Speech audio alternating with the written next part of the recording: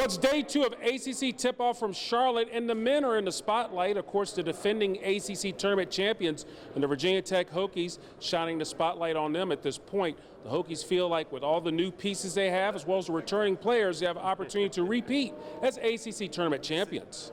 Our internal leadership has never been in a better place.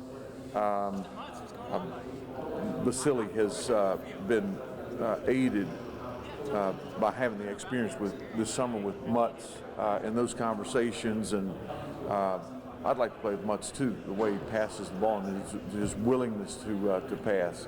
I think just a natural joy for life. I think just a natural, that's just the way I approach life, I think on a daily basis.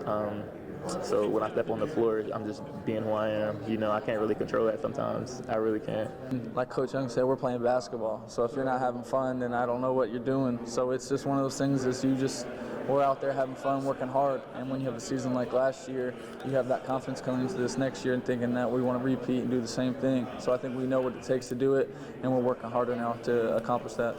One team that definitely knows what it takes to win an ACC tournament title as well as compete and win a national championship, the Virginia Cavaliers. Of course, last season wasn't the season that we're used to seeing from the Virginia Cavaliers, but this year's team, they have a lot of experience, and they hope to use that experience to have a turnaround season. That's why I think the way we've always tried to build our program, and you look at the NCAA tournament, almost all of the good teams last year were very experienced teams, guys that had played a lot of college basketball. So that's, you always talk about get old, stay old. How do you get guys into their upperclassmen years? It used to be with your program. Now it's a little more piecemeal together, but we have that this year. Going into last year, it was my first year playing under this system. And then most of the guys besides Kie and Reese, they weren't playing on the court as much. So just having all that experience from the starters being back to Ben transferring, playing a lot of college basketball, we have a lot of experience under our belt to help us get ahead than we were last year. Just you can't teach experience, right? So players like Ben, Jaden, Armand, me, we've been through the grind, we've been through games, and it's not the same as when you're in high school and you're just coming out your first year. So being able to go through those experiences and then show the young guys on what it takes to get to that level. So there you have it, the ACC tip-off wrapping up here in Charlotte.